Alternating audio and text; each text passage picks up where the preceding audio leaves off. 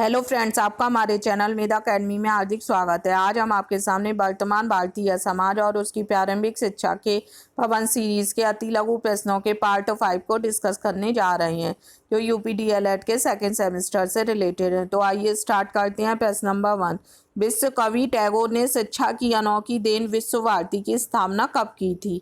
तो विश्व भारती की जो स्थापना हुई थी वो टैगोर ने की थी 6 मई 1922 को। नेक्स्ट देखते हैं, जिस व्यक्ति को सच्चा ज्ञान है वह सद्गुणी के सिवाय और कुछ नहीं हो सकता, यह कथन किसका है? यह कथन किसने दिया है? सुकरात ने दिया है। नेक्स्ट देखते हैं, शिक्षा का उद्देश्य है अपने छात्रों को राज्य, देश व ईश्वर के प्रति वफादार बनाना। यह कथन किसका है? यह कथन गांधी जी द्वारा कहा गया है। किसके द्वारा कहा गया है? गांधी जी द्वारा। नेक्स्ट देखते हैं, प्लेटो ने नागरिकों को कितनी श्रेणियों में विभक्त किया है? तो प्लेटो ने नागरिकों को 3 श्रेणियों में विभक्त किया है। कितनी श्रेणियों में? 3। नेक्स्ट देखते हैं, वह शिक्षा किस काम की जो कि भविष्य के लिए वर्तमान का बलिदान करती है? यह कथन किसका है? यह कथन रूसो द्वारा दिया गया है। नेक्स्ट देखते हैं, मनुष्य की सबसे बड़ी आवश्यकता, सबसे बड़ा रक्षक चरित्र है, शिक्षा नहीं। यह कथन किसका है? यह कथन स्पेंसर का है। किसने दिया है? यह कथन स्पेंसर ने दिया है। नेक्स्ट देखते हैं, चरित्र की स्थापना करना विद्यालय शिक्षा व अनुशासन का मुख्य उद्देश्य है। यह कथन किसका है? यह कथन हमारा जॉन ड्यूई द्वारा दिया गया है। नेक्स्ट देखते हैं, शिक्षा का उद्देश्य बच्चों को अच्छे आचरण की शिक्षा देना। यह कथन किसका है? यह कथन हर्बर्ट स्पेंसर का है। नेक्स्ट देखते हैं, नैतिकता सिखाई नहीं जाती किंतु बीमारी की तरह उसे केवल पकड़ा जा सकता है। यह कथन किसका है? स्टारबक का।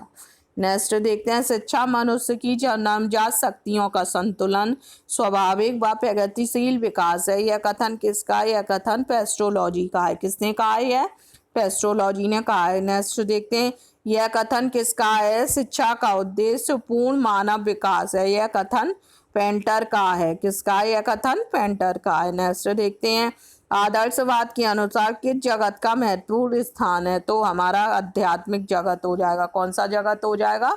आध्यात्मिक जगत का महत्वपूर्ण स्थान होता है आदर्शवाद के अनुसार। जो आदर्शवादी लोग होते हैं वो अध्यात्म में ज़्यादा रुचि रखते हैं। नेक्स्ट देखते हैं, आदर्शवाद के अनुसार ब्रह्मांड की रचना किससे हुई है? आध्यात्मिक शक्ति से हुई है। नेक्स्ट देखते हैं, आत्मनिष्ठ आदर्शवाद के जनक कौन थे? वकेले थे। नेक्स्ट देखते हैं, प्राचीन आदर्शवाद के जनक कांट थे। वस्तुनिष्ठ आदर्शवाद के जनक हीगल थे। नैतिक आदर्शवाद के जनक प्लेटो थे। किस दार्शनिक ने सत्यम शिवम सुंदरम को जीवन के शाश्वत मूल्यों एवं आदर्शों के रूप में व्यक्त किया? प्लेटो ने किया है। किसने किया है? प्लेटो ने किया। आदर्शवादी दर्शन में वस्तु की अपेक्षा किसे महत्व दिया जाता है? विचारों को महत्व दिया जाता है। नेक्स्ट देखते हैं, प्रश्न विधि के जनक कौन है? प्रश्न विधि के जनक सुकरात है। नेक्स्ट देखते हैं, संवाद विधि के जनक कौन है? संवाद विधि के जनक प्लेटो हैं। नेक्स्ट देखते हैं, निगमन एवं आगमन विधि के जनक कौन है? अरस्तु हैं। नेक्स्ट देखते हैं, निर्देशन विधि के जनक कौन है? हर्बार्ट हैं। तर्क विधि के जनक कौन है? तर्क विधि के जनक हीगल हैं। खेल विधि के जनक कौन है? फ्रोवेल हैं। खेल विधि के कौन है जनक? फ्रोवेल हैं। नेक्स्ट देखते हैं, अभ्यास एवं आवर्ती विधि के जनक कौन है? पेस्ट्रोलॉजी हैं। किस दार्शनिक ने कहा कि अध्यापक सही चरित्र का आध्यात्मिक प्रतीक है? जेंटिल ने कहा है। उद्देश्य क्या है? आत्मा की अनुभूति, जिसे हम आत्म अनुभूति के नाम से जानते हैं। आदर्शवादी शिक्षा की कितनी विधियां? आदर्शवादी शिक्षा की 8 विधियां बताई गई हैं। कितनी विधियां बताई गई हैं? 8। नेक्स्ट देखते हैं, प्रगतिवादियों की शिक्षा का आधार क्या है? मूल प्रवृत्तियों के अनुसार उन्होंने शिक्षा दी है। किसके अनुसार दी है? मूल प्रवृत्तियों के अनुसार। प्रगतिवाद ने सीखने की किस विधि को जन्म दिया? ह्यूरिस्टिक विधि को जन्म दिया। किसने जन्म दिया? प्रगतिवाद ने। नेक्स्ट देखते हैं, प्रगतिवाद ने ज्ञान प्राप्ति के लिए किसे आवश्यक माना है? ज्ञान प्राप्ति के लिए उन्होंने इंद्रियों को आवश्यक माना है। किसे आवश्यक माना है? इंद्रियों को आवश्यक माना है। नेक्स्ट देखते हैं, प्रगतिवाद ने किसके महत्व को अस्वीकार किया है? आत्मा और परमात्मा के महत्व को प्रगतिवाद ने अस्वीकार किया है। प्रगतिवाद के कितने रूप होते हैं? प्रगतिवाद के 3 रूप होते हैं। प्रयोजनवाद किसे सर्वोच्च स्थान देता है? प्रयोजनवाद जो है वो क्रिया को स्थान देता है, जो भी आप कार्य करती हैं उसे वह स्थान देता है। प्रयोजनवाद किस सत्ता को स्वीकार नहीं करता? ईश्वरीय सत्ता को वो स्वीकार नहीं करता। वो जो खुद कार्य करती है उस पर विश्वास करता है, ईश्वरीय सत्ता को स्वीकार नहीं करता है। नेक्स्ट देखते हैं, प्रयोजनवाद के अनुसार किसी भी सिद्धांत की कसौटी क्या है? प्रयोजनवाद के अनुसार किसी भी सिद्धांत की कसौटी उपयोगिता है। उपयोगी होना ही इस सिद्धांत की कसौटी है, किसकी? प्रयोजनवाद की। नेक्स्ट देखते हैं, प्रयोजनवाद किस प्रकार के शासन पर बल देता है? प्रजातांत्रिक शासन पर, प्रजातंत्रीय शासन पर प्रयोजनवाद बल देता है। नेक्स्ट देखते हैं, प्रयोजनवाद के अनुसार शिक्षा कैसी प्रक्रिया है? शिक्षा निरंतर चलने वाली प्रक्रिया, जीवन पर्यंत हमारी शिक्षा चलती रहती है। ये किसने कहा है? प्रयोजनवादियों ने कहा है। किस दर्शन को अर्थ, क्रियावाद, व्यवहारवाद, कारणवाद, अनुभववाद, प्रयोजनवाद के नाम से जाना जाता है? प्रयोजनवाद को। प्रयोजनवाद के क्या क्या नाम है? क्रियावाद, व्यवहारवाद, कारणवाद, अनुभववाद और प्रयोजनवाद के नाम से जाना जाता है। ये सब अब प्रयोजनवाद के नाम है। नेक्स्ट देखते हैं, किस दार्शनिक के अनुसार प्रयोजनवाद मस्तिष्क का स्वभाव एवं मनोवृत्ति है? जेम्स के अनुसार। ये किसने कहा है? जेम्स ने कहा है। नेक्स्ट देखते हैं, प्रयोजनवाद के अनुसार सर्वोच्च सत्ता किसकी होती है? समाज की होती है। किसकी होती है? समाज की होती है। प्रयोजनवाद के अनुसार शिक्षा का स्वरूप कैसा होना चाहिए? व्यवहारिक होना चाहिए, मतलब व्यवहार के रूप में ही शिक्षा को पढ़ाना चाहिए। नहीं है बच्चों पे दबाव डाल के रूल्स और रेगुलेशन के अकॉर्डिंग पढ़ाया जाए। शिक्षा को व्यवहारिक रूप में हमें बच्चों को पढ़ाना चाहिए, प्रयोजनवादियों ने कहा है। प्रयोजनवादी शिक्षा का मूल उद्देश्य क्या था? बालक का समाजीकरण करना। प्रोजेक्टिव मेथड की खोज किसने की थी? ये इंपॉर्टेंट है, याद कर लेना, किलपैट्रिक ने की थी। अनुशासन के 4 तत्व किस दर्शन में बताए गए हैं? प्रयोजनवाद में। नेक्स्ट देखते हैं, ड्यूवी के अनुसार शिक्षा सामाजिक प्रक्रिया है, इसका साधन बताइए। ड्यूवी ने बताया, शिक्षा को सामाजिक प्रक्रिया ड्यूवी ने माना है। बालक की शिक्षा के लिए विद्यालय अवश्य होता है और ड्यूवी से सामाजिक वातावरण मानते हैं। तो जो ड्यूवी है वो किसे सामाजिक वातावरण मानते हैं? बालक की जो विद्यालय जाता है, विद्यालय उसकी आवश्यकता होती है, तो उन्होंने विद्यालय को सामाजिक वातावरण माना है।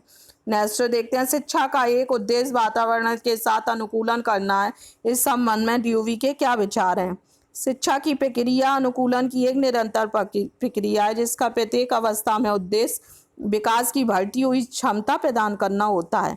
तो शिक्षा की प्रक्रिया अनुकूलन की एक निरंतर प्रक्रिया है, जिसका प्रत्येक अवस्था में उद्देश्य विकास की बढ़ती क्षमता प्रदान करना होता है। नेक्स्ट देखते हैं, फ्योवेल के अनुसार शिक्षा का प्रथम उद्देश्य क्या है? फ्योवेल ने खेल विधि पर विशेष ध्यान दिया है। शिक्षा का प्रथम उद्देश्य शरीर और आत्मा को बंधन से मुक्त करना है। इसके लिए शिक्षा का समुचित वातावरण तैयार करना। प्रथम उद्देश्य शरीर और आत्मा को बंधन से मुक्त करना है। नेक्स्ट देखते हैं, फ्योवेल के अनुसार शिक्षा का द्वितीय उद्देश्य क्या है?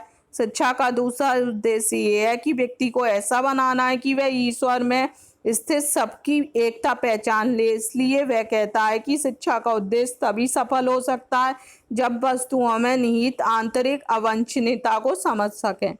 नेक्स्ट देखते हैं, फ्योवेल ने किंडरगार्टन कब प्रारंभ की थी? फ्योवेल ने 1805 में उसने शिक्षण कार्य आरंभ किया और 1839 में उसने एक विद्यालय खोला, जिसका नाम उसने बलोधान या किंडरगार्टन रखा। तो किंडरगार्टन किसने प्रारंभ किया था? फ्योवेल ने किया था।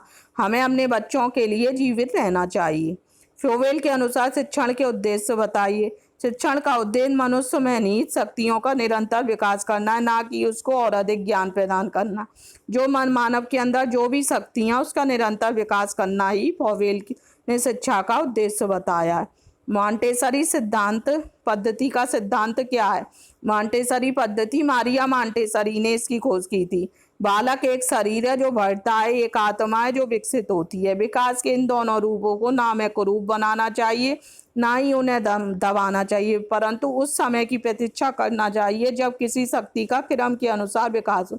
उनका कहना है कि बालक पे हमें दबाव नहीं डालना चाहिए, हमें उसके लिए इंतजार करना चाहिए कि कब वह उस चीज़ को करने को उत्सुक हो। जब बच्चा अंदर से उत्सुक होता है तभी उसे उस कार्य के लिए प्रेरित करना चाहिए। उससे दबाव डालकर हम कार्य नहीं कराना चाहिए।